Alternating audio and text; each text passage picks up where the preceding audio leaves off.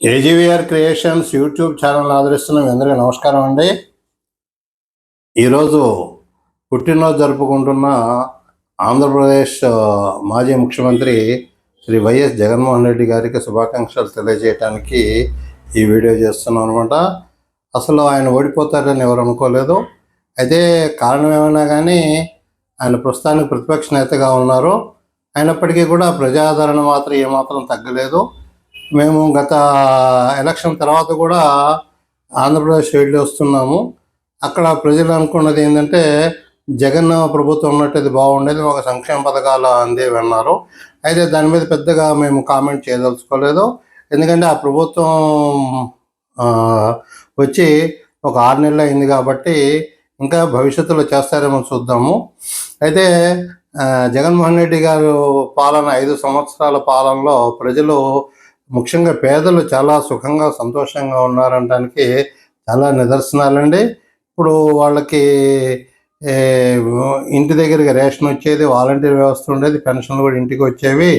ఇప్పుడు కొన్ని కొత్త విధానాల వల్ల ప్రజలు కొంచెం అసౌకర్యానికి గురవుతున్నారు.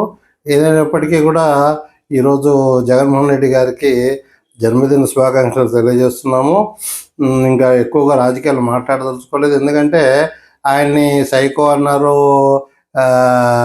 హంతకుడు అన్నారు, తర్వాత అవినీతి పరుడు అన్నారు. అయినప్పటికీ కూడా వాళ్ళ ప్రభుత్వం వచ్చి 6 నెలలు అయినా కూడా ఆయన్ని అరెస్ట్ చేయలేదు అంటే వాళ్ళు చెప్పినవన్నీ కూడా అపవాదులే కానీ వాస్తవాలు కాదని ప్రజలకు అర్థమైపోయింది. అవే కనుక వాళ్ళు ఏవైతే ఆరోపణలు చేశారో వాళ్ళు ప్రతిపక్షంలో ఉన్నప్పుడు అవి కనుక నిజాలైతే ఈ పాటికల్లా జగన్మోహన్ రెడ్డి గారిని అరెస్ట్ చేయాలి. జగన్మోహన్ రెడ్డి గారిని ఇప్పటివరకు అరెస్ట్ చేయలేదు అంటే ఆయన మీద వాళ్ళు చేసినవన్నీ అవినీతి ఆరోపణలు కానీ లేకపోతే మిగిలిన ఆరోపణలు కానీ అవన్నీ కూడా అవాస్తవాలను ప్రజలు అర్థం చేసుకున్నారు. ప్రజలంతా కూడా ఏమనుకున్నారంటే మళ్ళీ ఇప్పుడు జగనన్న ప్రభుత్వం వస్తుంది అనుకున్నారు. మా ఛానల్ కూడా అదే చూస్తున్నది. ఎందుకంటే ఈయన సింగిల్ హ్యాండ్ అండి. అట్లాగా కూటమిగా ఉండి 10 మందితో కలిసి, అంటే ఇంగ్లీష్లో ఒక సామెత ఉంది, if cooks are more food will be spoiled అని. ఎక్కువ మంది వంట వాళ్ళు అయితే వంట చెడిపోతుందని. అట్లాగే ఇప్పుడు అక్కడ 3 పార్టీలు కలిపి ప్రభుత్వం నడిపిస్తుంటే మరి ఏ పార్టీ విధానాలు ఆ పార్టీకి ఉన్నాయి, ఏ పార్టీకి ఆ పార్టీ తమ యొక్క మ్యాండేట్ పెంచుకోవాలని, తమలో ప్రజల్లో కలిసిపోవాలని వాళ్ళ యొక్క కార్యాచరణ రూపొందించుకుంటున్నారు. అంతేగాని ఐక్యంగా ఉండేట్టు విషయాలు తక్కువ ఉన్నాయి. ఏదైనప్పటికీ కూడా ఈరోజు ఎక్కువగా మేము ఈ రాజకీయాల గురించి మాట్లాడదలుచుకోలేదు. ఎందుకంటే మాది యాక్చువల్గా రాజకీయ ఛానల్ కానప్పటికీ కూడా కాదు, ముఖ్యంగా ఎంటర్టైన్మెంట్ ఛానల్ అనమాట.